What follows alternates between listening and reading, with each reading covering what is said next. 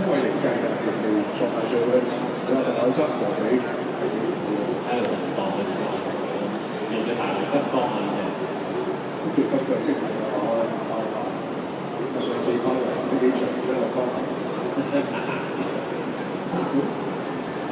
嚟呢日跑過2次，2次都其實唔係話好差，不過又即係特別嘅話，即係嗰場可以跑埋好着數。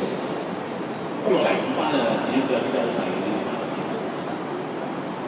之後佢又唔算好大，不過而家3邊都係一個大喺上場，就高啲嘅。即係啲人定話就啱啱完嗰場馬㗎。係我邊人？咁啊，見到呢一隻就做人都得啊，都好多咁佢又跑第1場，我會跑1場，跟住試集，其實有個陣時集佢標得真係。對健康方面都會有幾多？係咯，咁佢都係第2次上陣㗎嘛。上一次都已經係打呢個都冇受傷，當然翻㗎啦已經。即係如果變數少啲咧，個變數就係要衝下嚟好嘅。翻完之後再功夫。咁啊，見到呢隻咧就咁先食。呢數就好似落晒呢一隻白馬橫邊啊，今度有7場，全部都食4年。咁你可以入去落嘅，就可以入去買咩？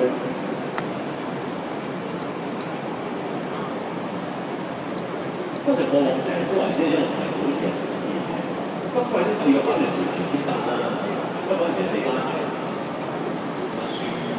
輸嘅，冇幫係仲要係即係中嘅技巧係輸嘅話，你都輸㗎。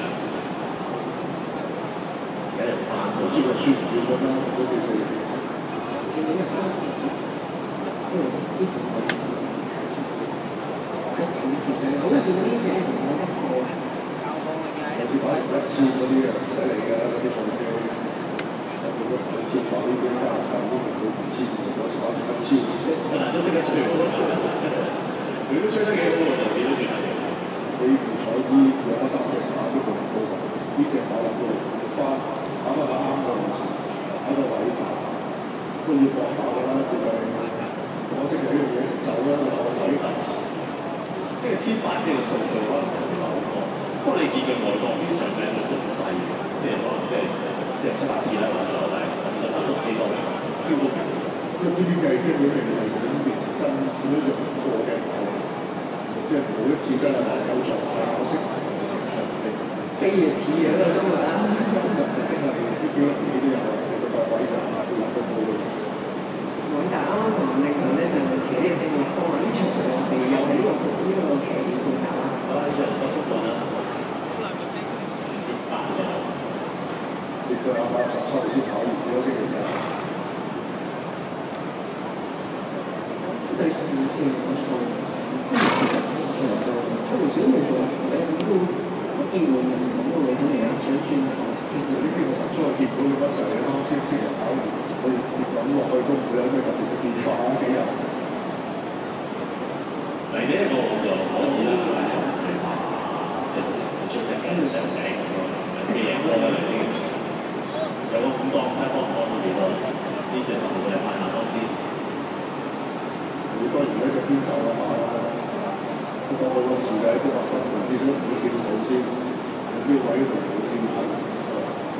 即係嗰個健康係都係比較穩定啲嘅。不過喺賽績上嘅投資一路都係2,800，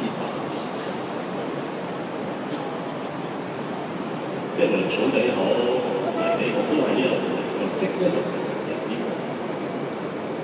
都係一邊跑。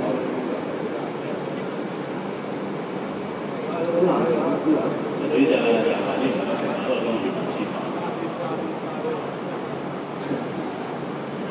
即係如果成啲馬嘅嘢係我自己有啲唔中意啲大項嘅話，我話嘢都幾高啊。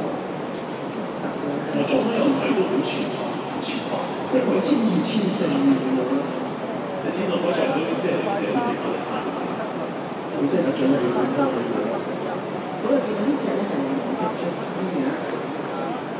我覺得跑嘅都要講嘢講都唔講嘅。